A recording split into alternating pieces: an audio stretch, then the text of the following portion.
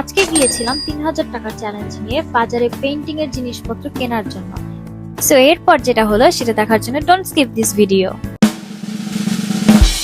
৩,০০০ টাকার চ্যালেঞ্জে আমি মোটামুটি এখন আমার যেসব জিনিস দরকার সেগুলো কেনার জন্য যাচ্ছি নিউ মার্কেটে। অনেকে মনে করেন পেইন্টিং এর টুলস অর রিলেটেড জিনিস যেমন রং তুলি, ক্যানভাস অনেক দাম পড়ে যায় কেনার সময়, বাট জিনিসটা ডিপেন্ড করে কে কেমন পেইন্ট করবে, কিসের উপর করবে বা কি রং দিয়ে করবে। তারপর আশেপাশে ঘোরাঘুরি করে দেখার পরে আমি সরাসরি চলে গেলাম নিউ মার্কেটের মডার্ন স্টেশনারিতে, অ্যাজ ইউজুয়াল যেখান থেকে আমি সবসময় কিনি। তো প্রথমেই আমার দরকার ছিল মন্টমার্টের 24 শেডস এর অ্যাক্রিলিক সেটটা, বাট আনফরচুনেটলি তাদের কাছে সেটা ছিল না।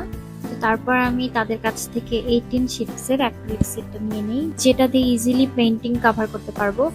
অ্যান্ড তার সাথে আরো দুটো কালার নিয়ে নিই, যেটা ছিল হচ্ছে গোল্ডেন অ্যান্ড সিলভার কালার। আমার নাইফ লাগতো না, কিন্তু তাও আমি একটা নাইফ নিয়ে নিই। মন্টমার্টের ক্লে এবং সাথে ব্রাশ সেটগুলো আমি নিয়ে নিয়েছিলাম, যেটা আমার এখন খুবই দরকার ছিল। এতটুকু পর্যন্ত আমার দাম পড়েছিল এখানে 1880। অ্যান্ড সবশেষে আমি ইসেলটা কিনি, অ্যান্ড 5 ফিটের এই ইসেলটার দাম পড়েছিল আমার 450 টাকার মতো। তারপর আমার এখানে দাম পড়ে অলমোস্ট 330 টাকার মতো। অ্যান্ড দেন আঙ্কেল সুন্দর করে জিনিসগুলোর প্যাকেট করলো, প্যাকেট করে আমাকে এই তো হাতে দিয়ে দিল। তারপর আমি সেখান থেকে একটা পাশের দোকানে যাই এবং সেখান থেকে 18x24 ইঞ্চের একটা ক্যানভাসও নিয়ে নেই।